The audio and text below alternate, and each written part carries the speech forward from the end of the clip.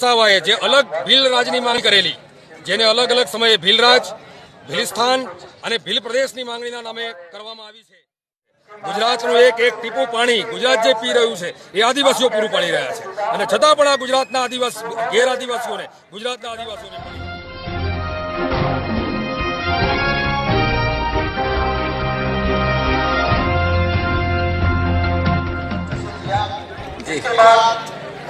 હું રાજુ વલવાઈ, આદિવાસી social activist.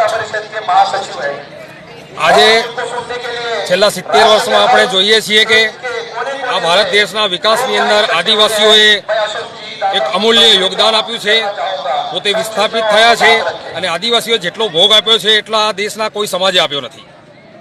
આજે આ દેશના આદિવાસીઓ, અને એમાં ખાસ કરીને ગુજરાતના આદિવાસીઓ, સ્ટેચ્યુ ઓફ યુનિટીની અંદર express highway, bullet train, industrial corridor, Bharatmala કાર્યક્રમ, એ બધા કાર્યક્રમ જે સરકારની યોજનાઓ છે, યોજનાઓની અંદર હજારો અને લાખો આદિવાસીઓ પોતાની જમીન ગુમાવી રહ્યા છે.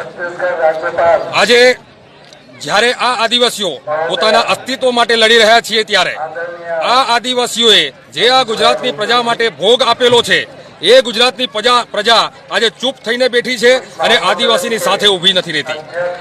આજે જ્યારે ગુજરાતની પ્રજા આદિવાસી સાથે નથી, ત્યારે જે સંત સુરમાલથી માંડીને ગોવિંદ ગુરુ અને ત્યાર પછી સોમજીભાઈ ડામોર અને છોટુભાઈ વસાવાએ જે અલગ ભીલ રાજની માંગણી કરેલી, જેને અલગ અલગ સમયે ભીલ રાજ, ભીલિસ્તાન અને ભીલ પ્રદેશની માંગણીના નામે કરવામાં આવી છે, એ માંગણી અમે આજે પ્રબળતાથી ફરીથી દોહરાવીએ છીએ. અમારી અપેક્ષા હતી કે ગુજરાતની પ્રજા એના માટે આદિવાસીઓએ જેને ભોગ આપ્યો છે એ મુશ્કેલીમાં છે ત્યારે એની પડખે ઊભી રહેશે, પણ ગુજરાતની પ્રજા આજે આદિવાસીના પડખે ઉભેલી નથી, અને આદિવાસી આજે એકલો અટુલો થઈ અને સરકાર અને અન્ય સમાજની સામે ઝઝુમી રહ્યો છે. હવે અમારે માત્ર અમારું રાજ પાછું જોઈએ, અમારું અલગ સ્ટેટ જોઈએ, અને અમારું ભીલ પ્રદેશ નામનો સ્ટેટ અમે હવે લીધા વગર રહીશું નહીં. આજે તમે દેખશો કે ગુજરાતની ચાર નદીઓ પરના સૌથી મોટા ડેમ આદિવાસી વિસ્તારમાં છે.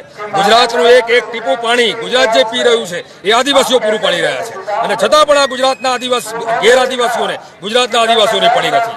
રાજસ્થાન, મધ્યપ્રદેશ, ગુજરાત અને મહારાષ્ટ્રના જે 1884ની અંદર અંગ્રેજોએ ભીલ કન્ટ્રી નામે એક વિસ્તાર પરિભાષિત કર્યો હતો, એ વિસ્તારને આજે અમે ભીલ પ્રદેશની અલગ રાજ્યની માંગણી કરીએ છીએ, અને આ ના મળે ત્યાં સુધી અમે જંપીશું નહીં.